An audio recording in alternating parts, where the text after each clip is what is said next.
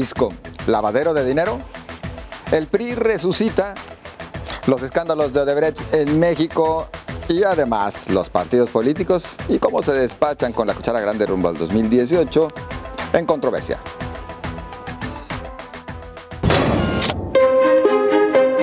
Jalisco, el lavadero. Jalisco en la mira por lavado de dinero. El Departamento del Tesoro de los Estados Unidos denuncia que capos de la droga invierten en constructoras, bares, clínicas de belleza, deportivas e industria farmacéutica. De 300 empresas vinculadas al lavado de dinero identificadas por el Departamento del Tesoro estadounidense, 156 están ubicadas entre Guadalajara, Zapopan, Puerto Vallarta y Tlajomulco. Desde los años 80, Guadalajara se convirtió en un paraíso para lavar, dice el extitular de la Unidad Especializada en Delincuencia Organizada, UDEFO, de la PGR, Samuel González. En Estados Unidos, para librarte de esta lista, te revisan hasta la alcalinidad de la saliva, comenta el abogado Antonio Ezeta, experto en sacar de esta lista diversas empresas. La última red, a cargo de Raúl Flores Hernández, alias El Tío, liga a 43 empresas y 22 ciudadanos, entre ellos al futbolista Rafael Márquez y al cantante conocido como Julián Álvarez, además de diversos políticos.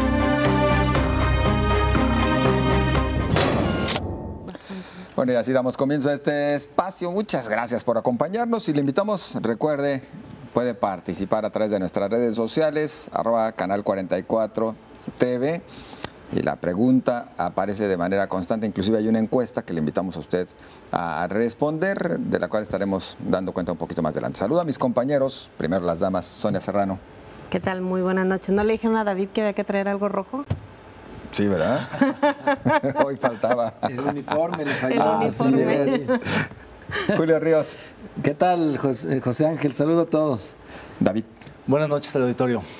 Sin rojo. Sin rojo. Bueno, ya lo decía Sonia. ¿Es Jalisco lavadero de dinero? A ver, ¿por dónde comenzamos, David? Pues yo creo que el tema es muy viejo. Lo que sucedió fue que estalló muy cerca, de nueva cuenta, la noticia de dos personajes públicos muy importantes que están vinculados a una red, presuntamente vinculados a una red.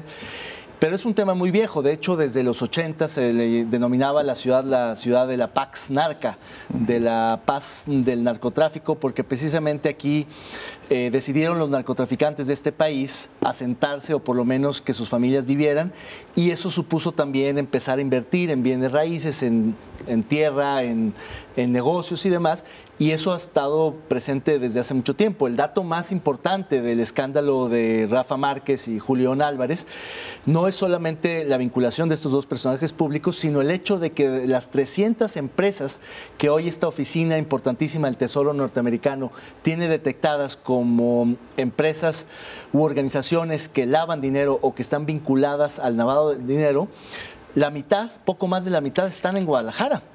Y eso es una noticia que no es solamente de ahora, sino de tiempo atrás. Y Jalisco es sede del cártel más poderoso en este momento. Eso tampoco podemos perderlo de vista, ¿no? Claro, pero no siempre lo ha sido. Ha habido cárteles que en otros momentos han sido más importantes, que son de otras plazas, del Sinaloa, del Golfo, etcétera. Y que aún así veían a Guadalajara y Guadalajara como una buena siempre ciudad. había habido aquí paz. La paz se rompió hace algunos años, hace poco tiempo, pero duró por lo menos 2 décadas. Entonces eso quiere decir que aquí ha habido, digamos, una tierra fértil para estas inversiones. Y eso también se ve, digamos, en la ciudad, en los negocios de todo tipo, en las construcciones, donde se especula mucho con los departamentos, con las casas, muchas veces no se rentan, muchas veces están vacías, negocios como restaurantes o bares que tampoco necesariamente están llenos, o que si están llenos no necesariamente importa cuánto facturen, porque lo que importa es que lavan dinero.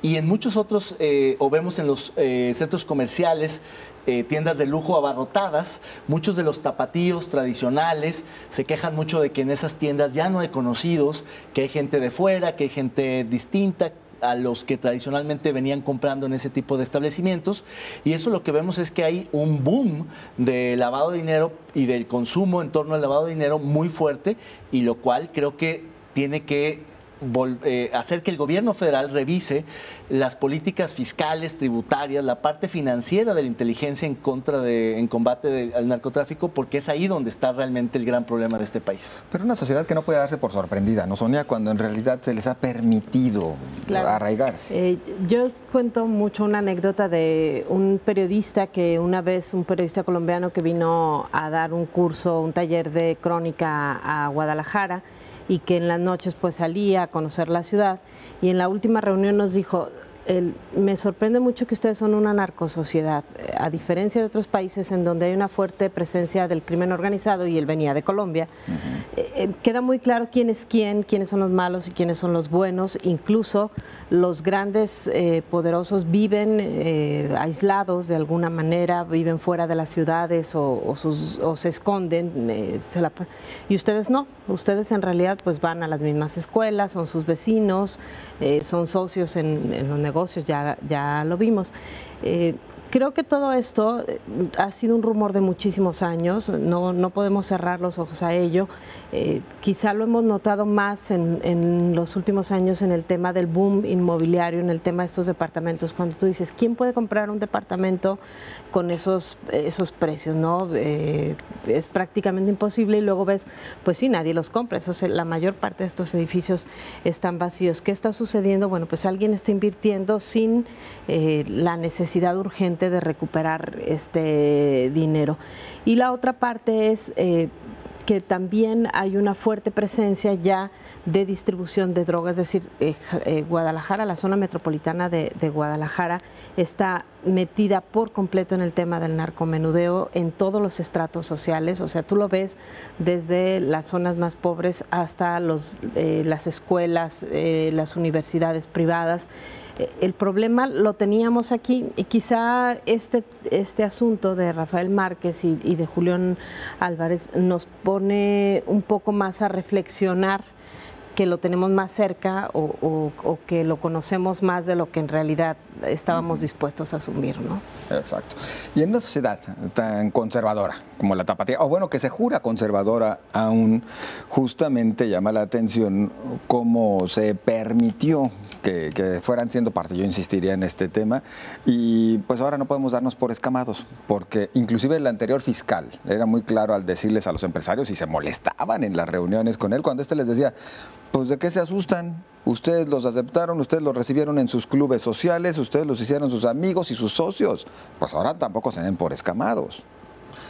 Pues sí hay estudios o en este caso señalamientos de que la sociedad en todos los niveles, no solo la alta, sino también en los diferentes estratos, hay una aceptación en los barrios, en todo tipo de espacios de este tipo de actividades. Tan es así que pues les hacen hasta corridos y hasta canciones y hasta lo presumen, ¿no? Lo cual pues ha permeado en esta base social, y se vio, por ejemplo, ahora con el asunto del cantante, que por cierto es la máxima figura de ese tipo de género. El rey de la taquilla, le dicen. Exactamente, y pues había solidaridad con él, no, es que no es cierto, y que él está, ¿verdad? Y defendiendo, ¿no? Lo cual puede ser una muestra de cómo está esta base social muy permeada de parte de la delincuencia. Pero no fue al revés, como cierta discriminación hacia él, pues, justamente porque de parte de los medios, ese género se vincula mucho al crimen organizado. De parte de los medios hay discriminación. Él tiene algunas letras que, o canciones, no sé si él las compone o él nada más no son canta, tan fuertes como otros. No, claro, el pueblo perdonó más a existen, Rafa, ¿no? Sí, claro. El pueblo ya exoneró a Rafa, y a Julián le dicen, bueno, es que a lo mexor sí, por lo que se dedica, ¿no? Porque canta ese tipo de canciones. El núcleo duro que tiene los seguidores de esa música, digamos que sí lo exoneran.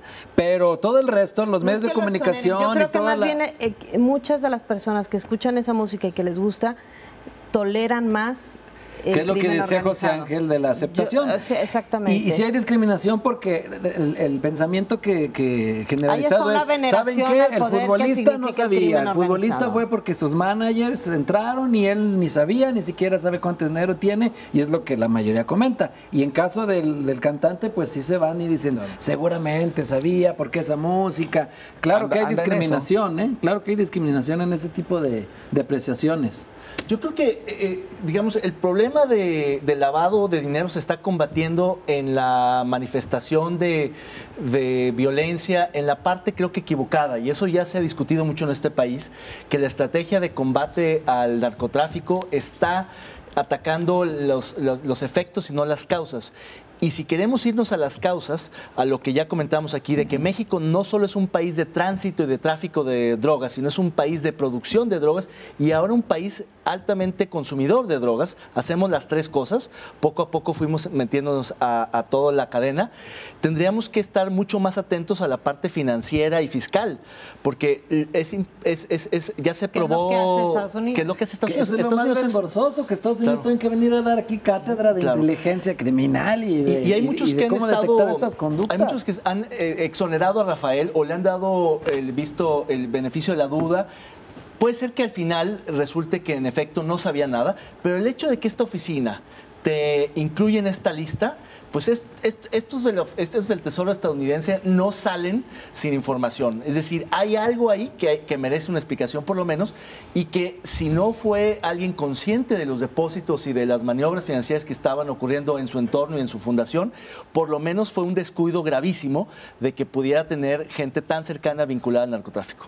Y eso merece una explicación. Es padrino, el hijo de esta persona que le dicen el tío es padrino de bautizo de su hija, o sea... Raúl Flores, digo, así de cerca está el tema. O sea, que... Y los Caro han estado cerca, los dos Caro que aparecen en la lista.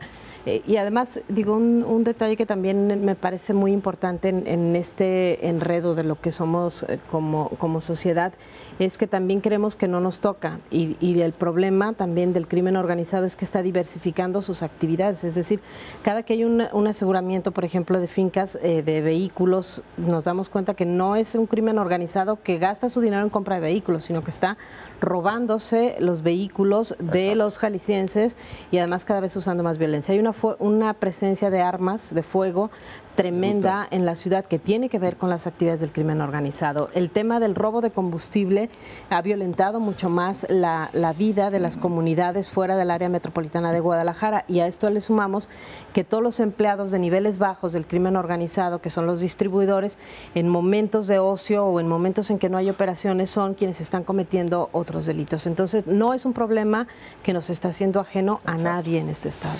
El tiempo es el que ya se nos vino encima y faltó mucho, porque aparte nos faltó platicar acerca de cómo está salpicando y cómo podría este asunto y otros tantos salpicar al sector político. Ya Carlos Lomelí. ¿Qué de los políticos borrando sus fotos con ahora resulta que... Y luego el regidor de Autlán, que también ya está involucrado. Bueno, nos faltó tiempo. Ante las acusaciones del Departamento del Tesoro de Estados Unidos sobre lavado de dinero que involucra a Rafa Márquez y Julián Álvarez, ¿qué opina?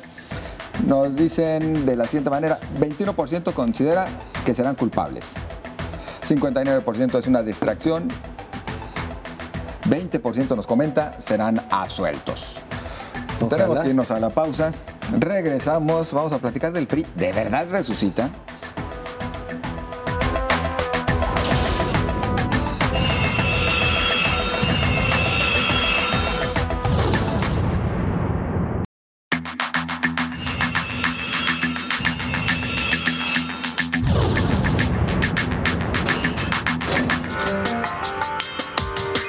La resurrección del PRI. La 22ª Asamblea Nacional Ordinaria del PRI aprueba quitar candados para aspirantes presidenciales. En su elemento, Peña Nieto llamó a los soldados priistas a dar una batalla decisiva en 2018. Durante la reunión, que congregó a 10,000 priistas de todo el país, el secretario de Hacienda, José Antonio Meade, que sería el más beneficiado con la reforma, fue el más felicitado. La aparición de las candidaturas ciudadanas y el no a los chapulines tiene a varios priistas nerviosos y molestos. Ven un panorama difícil para el próximo año. Hasta el primer trimestre de 2018, el PRI tendrá candidato presidencial, declaró el dirigente nacional Enrique Ochoa.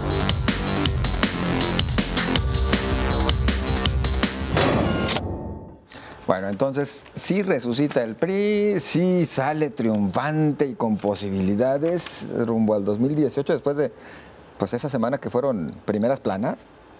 Yo no veo por qué. O sea, a mí me parece que, a ver, el PRI hace o quizá respira por este cambio al estatuto que le permite ser más flexible, pero que incluso al interior del mismo partido se ve como que uno de los grupos vence, ¿no? Mandan a Manlio a Guadalajara, donde no pasaba nada, donde era la mesa quizá menos interesante, que tendría que ser al revés, tendría que ser la mesa más importante porque toca los temas de fondo, que son claro, la relación del partido con la sociedad, pero que terminan, siendo realistas en la práctica, siendo los temas que menos le importan al PRI y a los demás partidos políticos. Es una manera de que Manlio, que representaba de alguna manera esta corriente tradicional al interior del PRI, quede fuera de las decisiones importantes, que era la mesa de Campeche, donde se iban a resolver el tema de las modificaciones al estatuto, que en estricto sentido, más que el estatuto, son las reglas de quienes quieren jugar en el 2018. Abriéndole la posibilidad a los integrantes del gabinete de Enrique Peña Nieto, que, dicho sea de paso, son los más quemados y los que tienen más problemas en este momento. El que no tiene broncas con la Auditoría Superior de la Federación, con millonarios cargos por aclarar, está metido en escándalos, tendrá que resolver muchas cosas antes de que concluya el actual gobierno federal. Entonces, me parece que lejos de salir fortalecido, al revés, se acentúa esta división que había entre las dos corrientes, y además no logra el PRI lanzar ni una sola señal de que se modificará su relación con los mexicanos, que era lo que se suponía tendrían que suceder en las otras mesas. Nadie peló lo que pasó en las otras mesas fuera de la de Campeche. Julio. Pues si de veras había resucitado, ya lo volvieron a petatear con una pata en el cuello con esto de Obredech, ¿no? De lo que vamos a platicar también un poquito más adelante. De lo que vamos a platicar más adelante. No, yo creo que en revolver. Exactamente. Yo creo que esto fue como el pesaje, ¿no? El combate ya en el ring, pues ya va a ser hasta diciembre entre estos grupos que algunos patalearon, pero no traen fuerza, ni Bon ni Manlio no van a hacer el mayor ruido. La nota, yo creo es que no hay nota, no hubo acuerdo en nada. Fue teatro, matraca, mucha disciplina, lo mismo de que sí, lo que diga el presidente, decir la palabra unidad, hasta el hartazgo, como si eso fuera una oración, un mantra que los va a hacer ganar, que estamos todos hasta acá de oír eso de la unidad, de la unidad, de la unidad. El Parque Jurásico, muchos dicen, ese chiste está muy viejo, pero ¿cómo no va a hacerlo? Sí, sigue siendo lo mismo que hace 80 años ese partido. Entonces, no hay forma.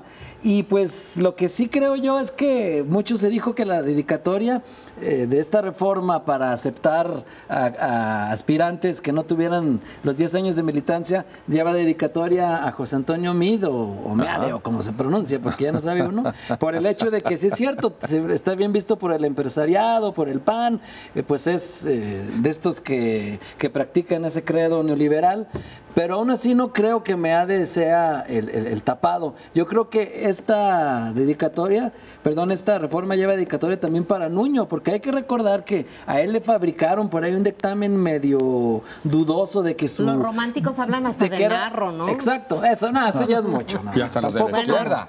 Dale espacio a los románticos, también tienen derecho a soñar. En el PRI no hay espacio para los románticos. Y en el 2004, pues, le hicieron este dictamen que se supone que tiene militancia desde hace tiempo, que muchos dudan que es auténtico. Ahora, el de Nuño, ahora ya no se va a necesitar demostrar si tiene o no la militancia, porque ya está esta puerta abierta. Yo sigo pensando que él es el verdadero tapado a abrir Nuño. Vamos a verlo el tiempo. David.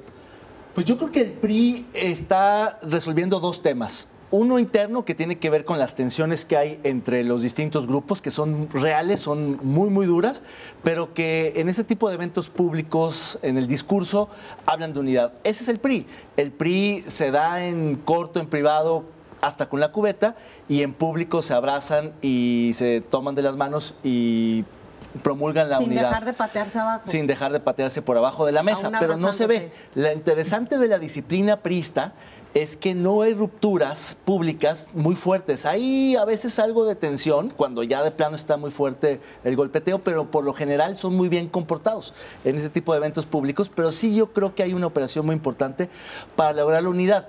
el hecho de que hayan quitado o flexibilizado estos candados no solamente es para la candidatura a la presidencia de la República, sino en general para todos los cargos de elección popular. Y entonces ahí es donde se puede abrir la baraja del PRI a otras candidaturas no vinculadas al PRI, externas, más ciudadanas, empresariales, etcétera, que es donde el PRI está viendo la apuesta del 18. Es decir, una mezcla entre militantes que tienen méritos para buscar esas candidaturas y externos que les permitan ser más competitivos. El problema de esa fórmula que está planteando Ochoa es que eso reduce en un porcentaje altísimo, por mitad quizá, el número de candidaturas del propio PRI para los priistas. Y además de esa mitad de las candidaturas, una buena parte son candidaturas perdedoras, porque van a ir a espacios de disputa. Pero cuando hablan de externos, no hablan de ciudadanos probos o que les puedan jalar votos. Son de sus cuates que no reúnen el requisito de la militancia para que puedan estar en la boleta. Claro. Pero que no tienen la marca PRI, que esa es la que no jala votos.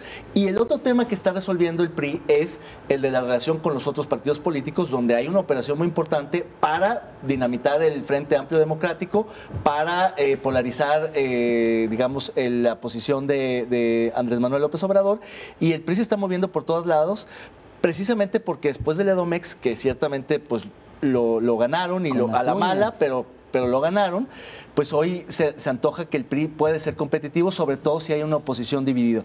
Pero yo creo que este momento del PRI es mucho más al interior, de negociar con Manlio, negociar con Ortega, negociar con los distintos grupos para ir acomodando, más o menos perfilando quién va al Senado, quién a la Cámara, quién se queda en el partido, quién buscaría un espacio en el Edomex, en fin.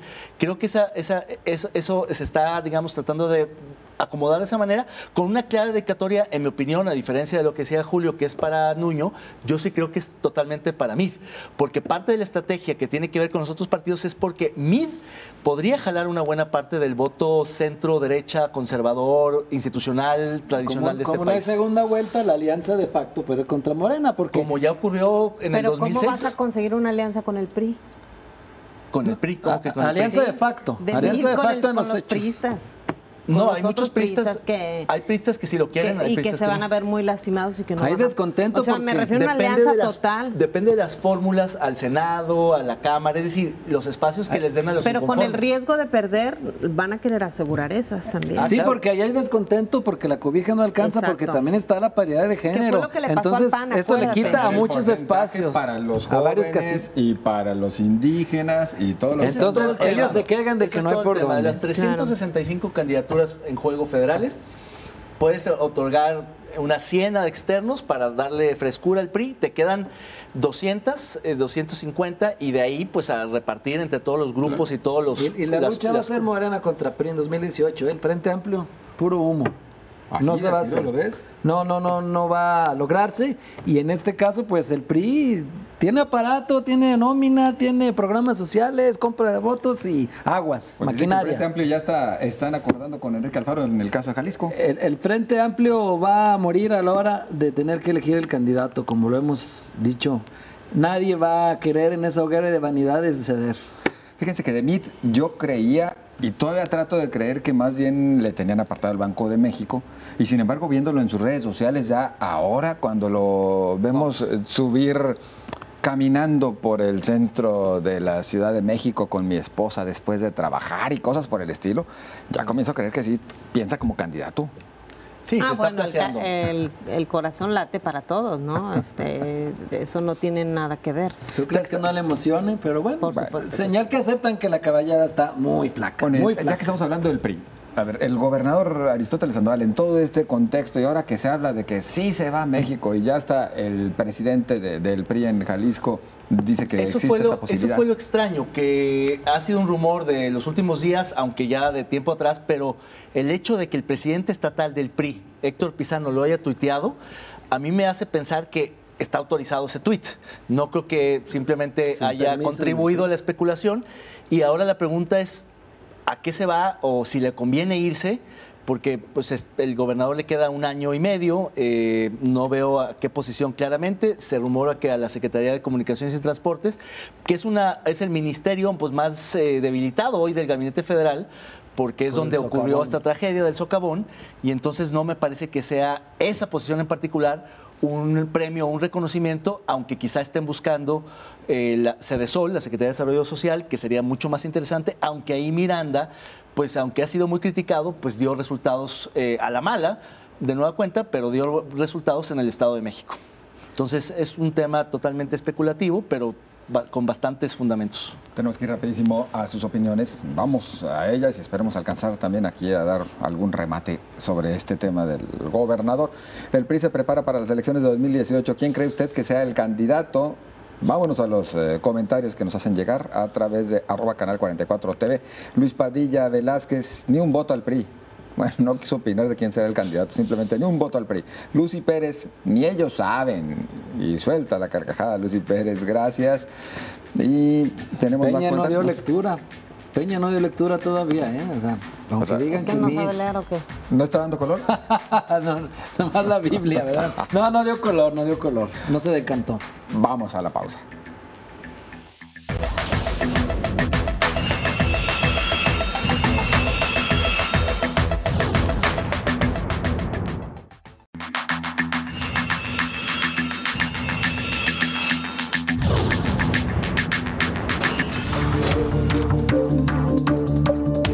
La mano de Odebrecht alcanza a México. La trama de corrupción en varios países del mundo de la empresa brasileña Odebrecht alcanza a México. Directivos aseguran que el exdirector de Pemex, Emilio Lozoya, recibió $10 millones a cambio de varias obras que se realizarían en México. La entrega inició en el año 2012 cuando Lozoya fungía como enlace internacional de la campaña del hoy presidente del país, Enrique Peña Nieto. Tan pronto se dio a conocer la noticia a través de Dos Vías, O Globo en Brasil y Quinto Elemento en México, Lozoya negó la acusación y amenazó con una contrademanda a la empresa. Mientras Peña Nieto habla de combate a la corrupción durante la Asamblea Nacional del PRI, horas más tarde Lozoya es señalado de soborno.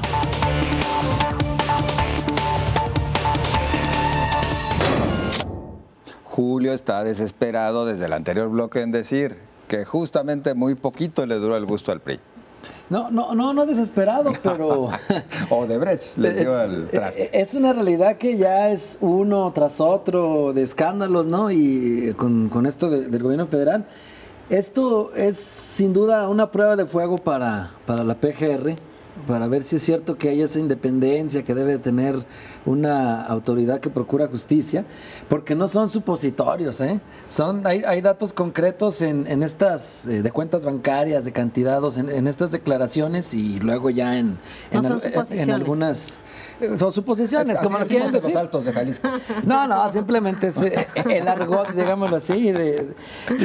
Y la presunción de que financiaron también la campaña del PRI no es nada descabellado, porque así ha operado esta empresa de acuerdo con reportes periodísticos y lo que se ha dicho en otros países. Hay otros casos en Sudamérica, funcionarios y hasta presidentes en capilla. Vemos los casos de Toledo, de Ollanta Humala. Llegan y ofrecen desde la campaña. Y bueno, el primer pago a Lozoya está documentado que sería en el 2012. Mientras tanto, por cierto, el INE puro adorno y puro complicidad. Y pues Lozoya es muy cercano al presidente. ¿A poco no sabía el hombre más informado del país que esto ocurría? Por supuesto que es absurdo pensar que no es así, que Peña solo controla su partido, pues también eso sería absurdo no pensarlo. Entonces, yo dudo que realmente vaya a ocurrir algo contra ellos.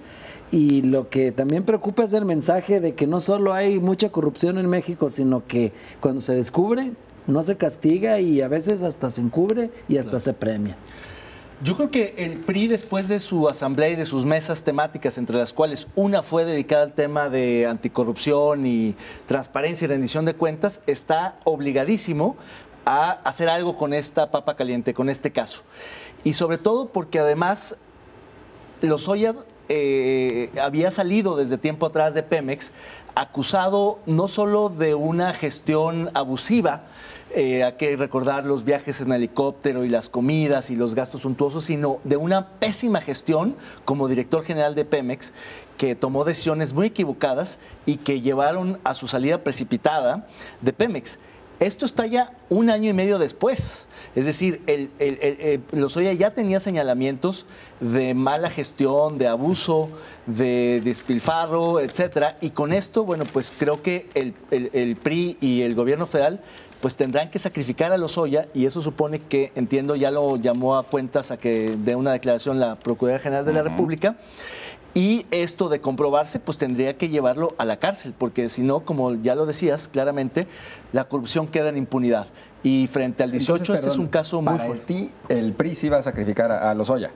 Sí, porque no es un priista de los más fuertes, es alguien muy cercano al presidente, pero no es un militante destacado.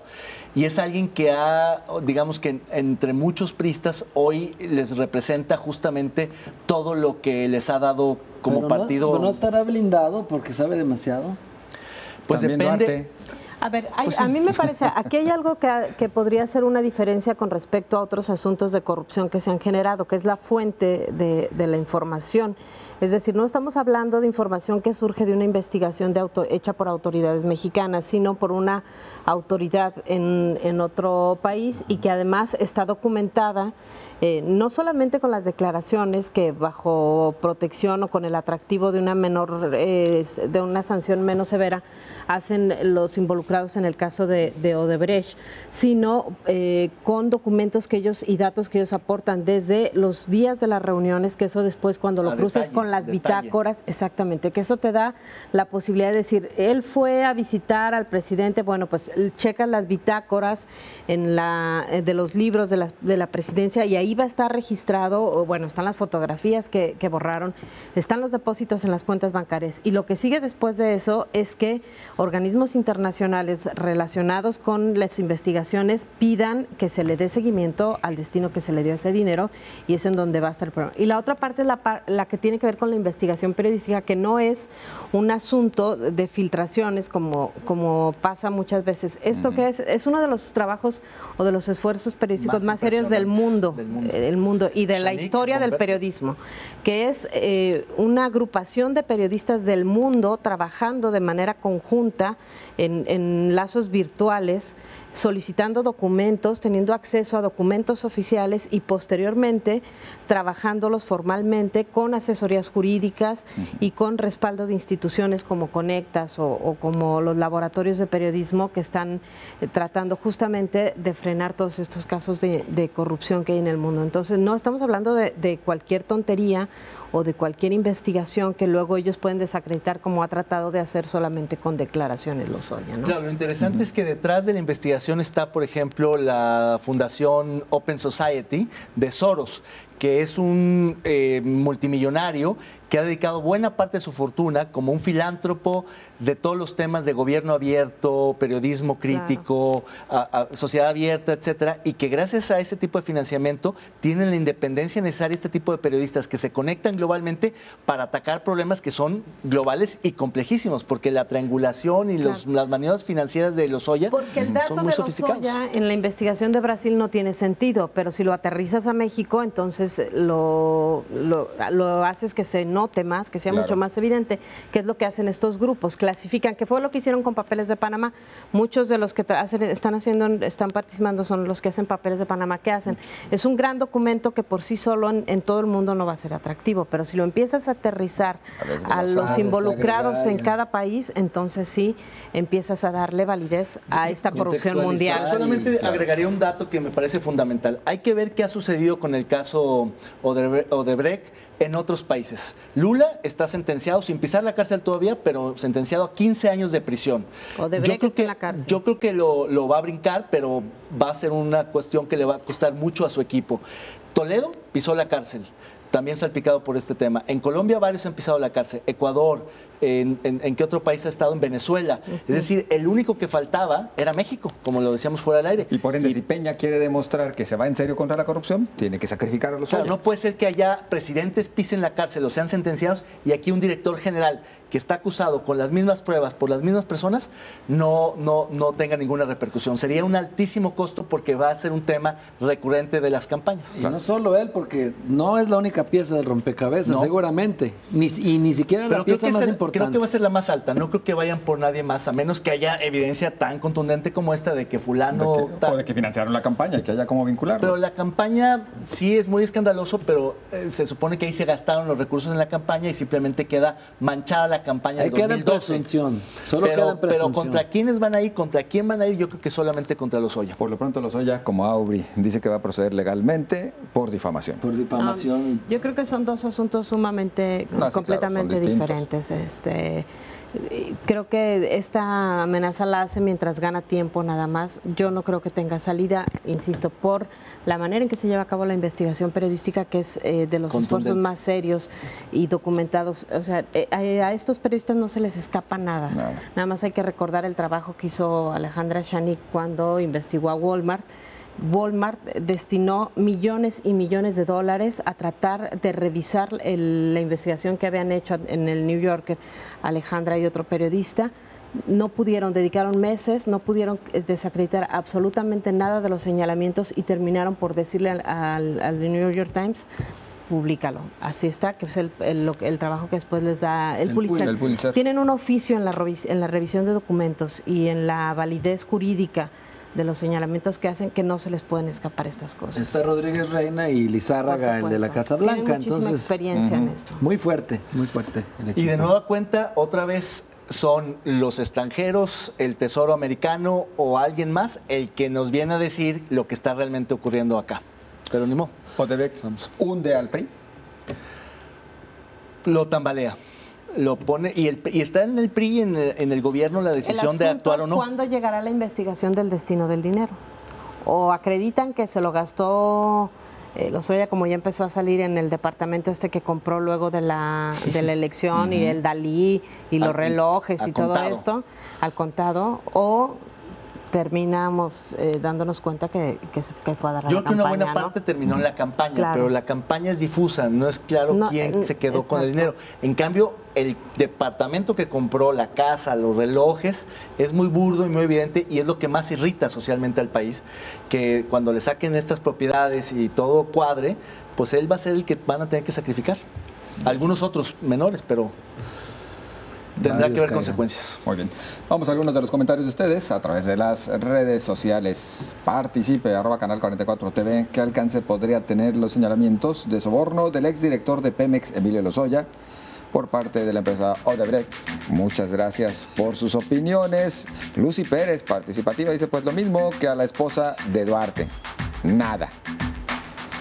Otro comentario que tenemos por acá, Armando dice: los directores y demás de Pemex ganan millones de pesos al mes. No entendí la respuesta de Armando, si con eso está justificándolo o lo está hundiendo un poquito Hay más. desesperanza en algunas personas, por lo que veo, no creen que pueda pasar nada. Bueno, pues es que ya no se cree que vaya a pasar algo, ¿no? Vamos a la pausa, continuamos.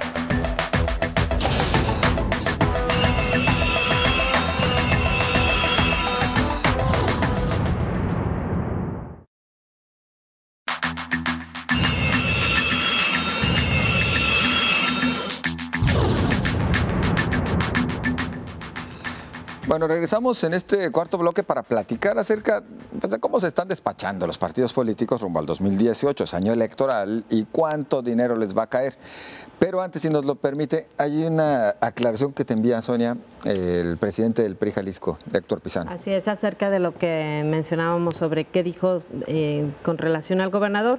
Bueno, me explica dónde fue, que a la salida del Instituto Electoral, y dice: tuve oportunidad de conversar con representantes de medios de comunicación y me preguntaron sobre la posibilidad de que el gobernador Aristóteles Sandoval deje su cargo como para integrarse al gabinete del gobierno federal, a lo que respondí insistentemente que actualmente dicha posibilidad no existe porque no se lo han pedido. Sin embargo, reafirmo que ha sido, es y será un excelente perfil para ocupar cualquier cargo de representación, como en Jalisco ya nos ha demostrado su compromiso y trabajo como gobernador, y manda también la grabación íntegra de lo que le preguntaron, que era esto un poco... Claro, y no hay tal tuit al que me refería, yo creo que es fake news, pero no hay tal tuit, ya revisé la cuenta de Héctor Pizano. Hubo muchos reporteros que lo tuitearon así, yo creo que por eso... Sí, a lo y mejor... además estaban los trascendidos, muy fuerte en las columnas de trascendidos, pero no hay nada. No, pero que lo tuitearon acreditándoselo a Pisano, Sí, como se que él lo lo había acreditó. Sí. anunciado, cuando lo que él aclara aquí es que no. más bien respondió ante Claro. la pregunta de si había esa posibilidad. Entonces lo que Pisano quiso decir es que Que hay le un sacaron rumor. de contexto el Exactamente. audio o algo así. En Exactamente. enero lo van a ver por allá, van a ver. Enero. Van a ver ¿Hasta enero? Fíjate ¿A que quién? hubo Antes no, a Aristóteles. otros trascendidos del Pues día. sería poca visión, ¿no? Pues quién Sí se va. sabe. Otros trascendidos del día en Twitter, bueno, decían, el gobernador ha estado en México lunes y martes. ¿Qué es lo que se habrá platicado? Porque además, después regresa y tiene reunión de gabinete. El gobernador estaba en una reunión de CONACYT. O sea, tenía reunión de CONACYT, entonces. Sí, no tiene mucho sentido ese trascendido. Yo creo que se queda hasta el final de su gestión, a menos que realmente le insistan de la federación, pero yo creo que a él no le conviene, él está bien aquí. Y ya hay No- varios no veo por suspirando qué. por el interinato de todos modos, eso Porque sí, además de las que carteras alborotaron que el se hayan, gallinero, imagínate, alborotaron. claro, exacto. No, Eso- bueno. a lo mejor ellos son los que están ahí con los rumores y llamando a las columnas, ¿no? Los que quieren Ya quedarse. está, hay quinielas y todo, imagínate. A ver, porque el gobernador, En el Congreso. digo, si seguro. somos realistas, al Ociosos. gobernador le va muy bien en la evaluación En de los jaliscienses. ¿Qué necesidad de irte a un gabinete tan pésimamente evaluado y que trae problemas por todas partes? O sea, Porque no... te vas de así, no dicen, mira, Aristóteles perdió la elección del 18. Estaba también calificado y pierden Además, una ¿No hay y crees otra. que no va a cargar con la derrota del 18 si pierden? Claro que de Además, no hay cualquier otro forma, paso al después margen porque va. no puede ser senador por esta No por al esta menos por circunscripción. esta circunscripción, tendría que ser en alguna otra, y diputado federal pues suena poca cosa, ¿no? Después de haber sido gobernador. Sí, David. Porque son buenas becas ¿Cuáles? las de diputado A federal. menos que ¿Cuál es sea la poca coordinador, cosa? cosa que también es complicada. Claro, es las más peleagudas, pero sí, no tenía, digo, ahí no están claros los incentivos de lo que podría Claro. ganar el gobernador y en cambio sí hay costos asociados. Vamos a algunos de los comentarios a propósito del tema que ni siquiera hemos abordado. Además, pero que en redes antes de sociales ya eso, se preguntó. tiene Sí. muchos secretarios muy vagos. Yo que él no los dejaba solos. Bueno, la pregunta de Canal 44 a propósito del tema que estaremos ya abordando en estos momentos. ¿Qué opinas del reparto de 440 millones de pesos para los partidos políticos en el 2018 bajo el argumento de que es año electoral? Mire, algunos de los comentarios de ustedes. La señora Ramírez dice, no debería de haber ni un solo peso, ni mucho menos de nuestro dinero para los partidos políticos que paguen con las cuotas de sus militantes las campañas políticas. Esos más de 400 millones se deberían de destinar para proyectos de educación y salud o mejorar estas áreas. Soy apartidista, todo partido es un asco, dice la señora Ramírez. Gracias por sus comentarios. Otra Ramírez, es María Ramírez, dice, esos 440 millones para partidos deben de ser para reducir el delito, comprar patrullas y equipo moderno y entrenamiento de alto nivel a policías. Gracias.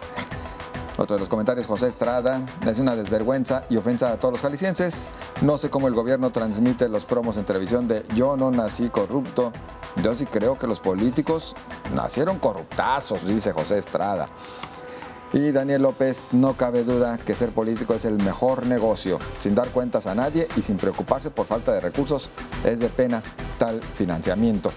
Y quien ha opinado, también tuvimos oportunidad de platicar en Señal Informativa Segunda Emisión con el diputado Pedro Kumamoto. Tú también tuviste oportunidad de entrevistarle hoy, Julio.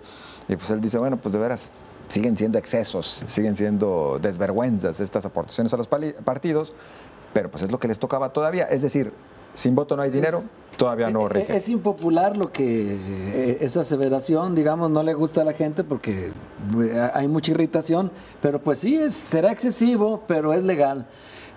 Toda la vida ha sido así el financiamiento. Se hace con anualidad y pues obviamente aunque haya elección a mitad del año, ya no se modifica sino hasta el siguiente, de acuerdo antes a los votos y al padrón, y ahora pues va a ser solo por los votos obtenidos hasta el 2019 es cuando opera esta La reducción reforma del de sin 70%, voto no hay 60%. dinero, exactamente, que ahora sería por el cálculo de los votos obtenidos y no dividiendo entre el padrón, porque eso antes era perverso, porque si alguien no iba a votar, de a todas formas, por el hecho de tener tu credencial de elector, ya le estabas garantizando a los partidos dinero, y como todos necesitan una credencial de elector para cualquier trámite, pues entonces era ahí esa trampa. Claro. Pero es legal hasta el 2019 es cuando opera esta...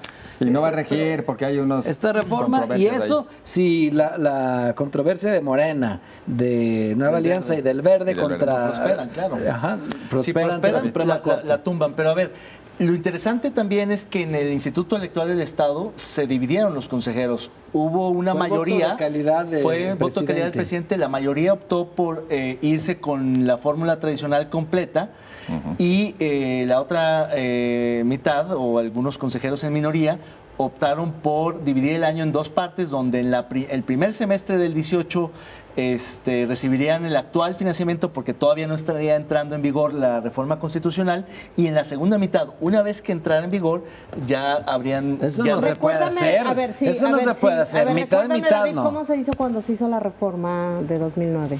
No, porque esa reforma que en 2008... ¿Se presupuestó dividido?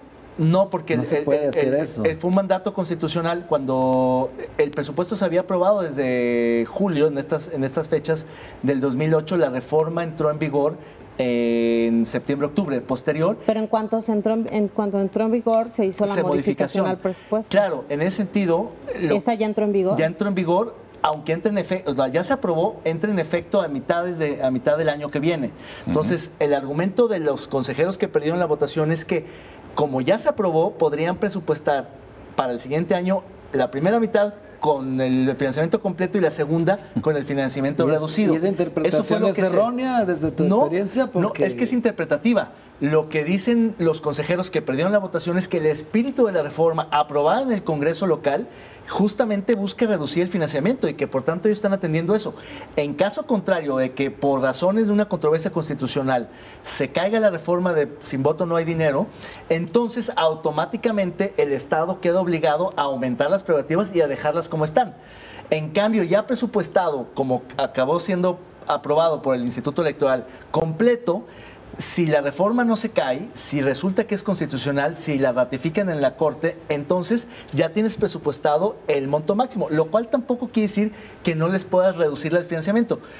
Por eso hay las dos vías, pero yo creo que atendiendo el espíritu de la reforma, ¿qué querían los legisladores? Era reducir el financiamiento. Deberían haber sido al mínimo. A lo que es mitad completo y mitad... Pero siempre estuvo claro que era hasta el 2019. No, ese transitorio, la reforma a ver, entonces, no dice... ¿por qué en el transitorio no pusieron que hasta 2019?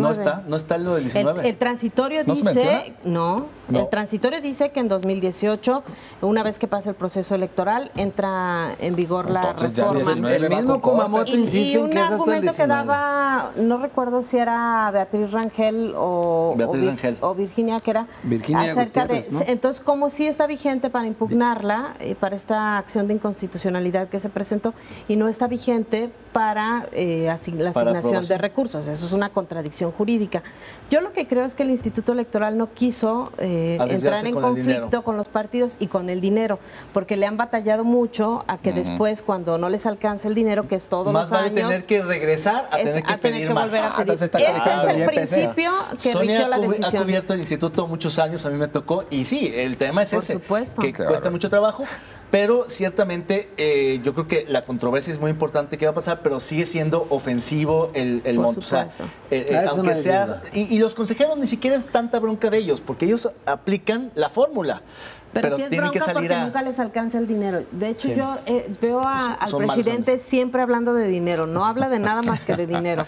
Entonces, nunca les alcanza, siempre está pidiendo más, siempre llora porque no hay participación ciudadana, porque no tiene dinero. Pues ver la estructura y los sueldos de los altos asesores del Instituto Electoral. Cada vez hay más gente, cada vez hay más bases, cada vez hay más amigos, conocidos. Su intento de aumentarse el sueldo que fracasó, Sí.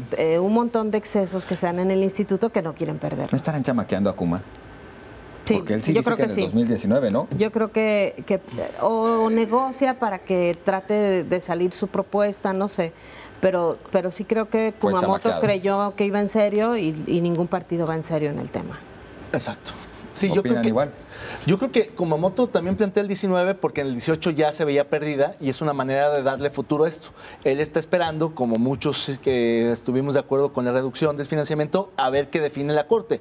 Ciertamente las consultas que el grupo de consejeros que terminó aprobando el financiamiento completo, ellos dicen que consultando a México con algunos juristas y funcionarios electorales han dicho que la reforma es muy endeble y que lo más probable es que se caiga por las controversias que tú ya planteabas.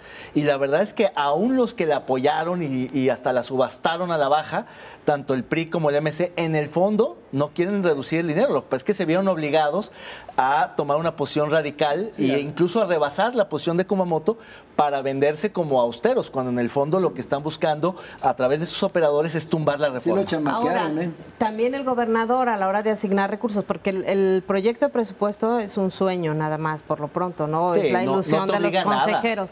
El gobernador, por supuesto que no les va a dar 1,000 millones, sería absurdo que les Nunca diera los ha dado 1,000, el gobierno nunca. del Estado, nunca da todo. Pero Siempre siempre lo lo da hacen así, cuentagotas. le tiran arriba para caer en medio. Exactamente, y que van a hacer Todos los los consejeros organismos. electorales, pues van a tener que sacrificar a los partidos políticos, ni modo que se bajen el sueldo o reduzcan la organización, el gasto de No puedes organización del sacrificar a los presupuesto. partidos nadie va contra políticos, sí es mismo. constitucional. Lo que Pero digo, lo que van a hacer es ese ajuste a lo mejor. depende de lo que termine pasando con el fallo, pero siempre es mejor pedir de más y después Por eso, decir que pero- no. luego piden pero si te sí dan- para los Pero partidos si no te políticos. da los 1,000 No millones, se a los partidos no le se les va- puede como las reducir administraciones son porque por eso, las pero elecciones no las han sido. administraciones Entonces, son mensuales. ¿en base a cuáles votos Tú les vas a garantizas dar? mes a mes, les garantizas mes a mes. Cuando ya no haya dinero, pues será problema de los partidos Exactamente, que ellos lo exactamente. gestionen con Pero el es que una gobernador. Pero cosa ahí muy sí el gobernador sencilla. les dará. Sin voto no hay dinero, Pero no busca entre que una se misma. reparte en cuanto a los votos obtenidos. Entonces no ha habido una elección para poderle Cuando darle el haya una presupuesto. elección, se lo das. No, Pero, dice la inmediata Pero es- anterior. y Lo como puedes esa calcular con la anualidad es el anterior. 2019, está muy claro. Puedes, No. puedes calcularlo con la anterior. necesariamente. No dice, sí, claro, dice ver, la inmediata anterior. Bueno, Kumamoto insiste Con la en del que 15. será en el 19 y por lo tanto será partiendo de los votos del 18. La elección no ha sido. Hicieron correcto los consejeros que votaron por la Bueno, lo anualidad hubieran de esa puesto en el manera desde mi transitorio. punto Para de eso vista. son los transitorios, para fijar plazos. Salud. Claro, gracias. Para eso Vamos. está el transitorio. Si No no, ha lo hubieran habido puesto al elección aún. Pero se va a toma haber. de la inmediata anterior, ese no es problema. Sí, pero por eso el transitorio dice Lo bien inmediata lo dices, anterior. va a haber, no ha ¿Cuál es habido. ¿Cuál es la inmediata anterior? La del 15. La del 15. Sí, pero ahí no puede ser lo retroactivo. ¿Por qué Esta no? reforma es para la que sigue. Inmediata anterior. No. No pero- dice ni no, fechas no. ni O nada. sea, tu base dice inmediata de cálculo anterior. es la elección pasada. La prerrogativa es para la elección siguiente, que es la del 18. Como se hizo cuando aumentaron en el Ahí sí 2009, sería una fue la enreda inmediata jurídica. anterior. Ahí sí No, sería meterse igual en un que lo berenjenal. hicieron cuando aumentaron, nomás que lo hagan igual ahora que lo bajan. No, Es yo creo que el igualito. problema no es el tema local. El problema es la constitucionalización del financiamiento público de los partidos a nivel federal. Vamos a algunos comentarios rapidísimo porque ustedes están participando bastante con este tema. Así que Carlos nos dice, para ningún partido deberían dar dinero. Gracias. Otros de los comentarios. En eso sí estamos de acuerdo, yo creo. Fausto Todos. Chagoyán dice, es un robo, ni un centavo más a los partidos políticos. Muchas gracias. Y la verdad es que hay de acuerdo total de quienes participan. Roberto Omar Rubalcaba, dinero desperdiciado. Otro más de los comentarios alcanzamos. Miguel Barajas dice, si es poco el dinero que le pidan a Duarte. Gracias, Miguel Barajas, por su participación.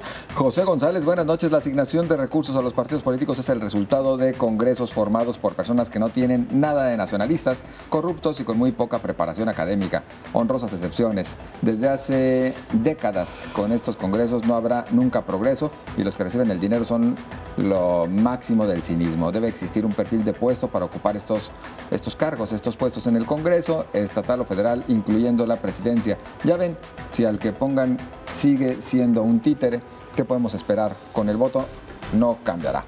Muchas gracias, José González. Y gracias, compañeros muy amables y buenas noches. Muchas gracias, buenas noches. Pásela bien.